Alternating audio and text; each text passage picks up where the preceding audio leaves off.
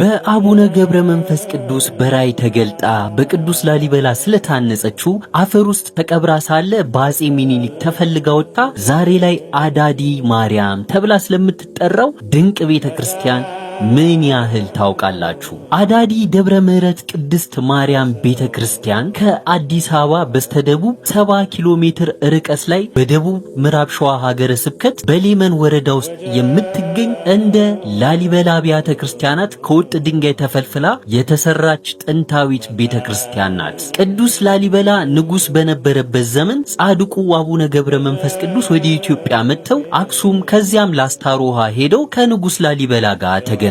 ንጉስ ላሊበላ በአክብሮት ተቀብሎ ካስተናገዳቸው በኋላ እዚያው እንዲቀመጡ ጠየቃቸው። እሳቸው ግን በደብረ ታቦር አምሳል በሆነችው በዝቋላ መቀመጥ እንደሚፈልጉ ነግረውት አብረው ቦታዋን ለማየት ሲጓዙ ኤረር ከሚባለው ተራራ ላይ ደርሰው ዛሬ ቆፍቱ ላሊበላ ከሚባለው ቦታ አረፉ። እዚህ ቦታ ላይ ሳሉ ታዲያ ለአቡነ ገብረ መንፈስ ቅዱስ የቅዱስ ላሊበላ ስራና ግብር በራእይ ተገለጠላቸው። እርሳቸውም ለቅዱስ ላሊበላ ያዩትን ራእይ ነገሩት። ከነገሩትም መካከል አዳዲ በምትባል ቦታ ላይ በላስታ ሮሃ እንዳነጽካቸው አይነት ከቋጢን ድንጋይ ላይ በእመቤታችን ድንግል ማርያም ስም ቤተ መቅደስ እንድትሰራ ታዘሃል የሚል ነበረ። ቅዱስ ላሊበላም ይህንን የአቡነ ገብረ መንፈስ ቅዱስ ራእይን ተቀብሎ ይቺን ቤተ መቅደስ ልዩ አድርጎ እያነጻት እያለ በ1188 ዓመተ ምህረት ጀምሮ ሳይፈጸመው የረፍቱ ጊዜ በመድረሱ ወደ ሀገሩ ሄዶ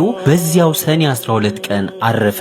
ከዚያም በኋላ ቤተክርስቲያኑ ሳያልቅ አገልግሎት መስጠት ቢጀምርም በግራኝ ወረራ ጊዜ በተነሳው ግርግር ቤተክርስቲያኗን ለማትረፍ ሲባል በአፈር ተሞልታ ምድር ውስጥ ተቀብራ ተረስታ የነበር ሲሆን በመጨረሻም በ1887 በአፄ ሚኒሊክ ዘመነ መንግስት ከብዙ ድካምና ፍለጋ በኋላ የዛሬው ቤተክርስቲያን ተቆፍሮ ቢወጣም ጽላቱም ሆነ ንዋያተ ቅድሳቱ በሽሽት ጊዜ ከሄዱበት ሳይመለሱ ስለቀሩ በቦታው ሌላ ጽላት መጥቶ አገልግሎት መስጠት እንደጀመረ በቤተክርስቲያኑ ያሉ አባቶች ይናገራሉ።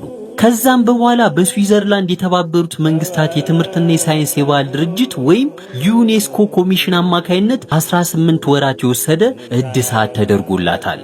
እስኪ ስለ አዳዲ ማርያም የምታውቁትን ኮሜንት አድርጉልኝ። በነገራችን ላይ እነዚህን ታሪኮች ከነምንጮቻቸው በጽሁፍ ማግኘት ከፈለጋችሁ ባዮ ላይ ያለውን የቴሌግራም ቻናሌን እንድትቀላቀሉ ጋብዛለሁ። ይህንን ታሪክም ለሌሎች እንዲደርስ ላይክ፣ ሼር፣ ኮፒ ሊንክ እንዲሁም ይህንን አካውንት ፎሎ ማድረግ እንዳይረሳ።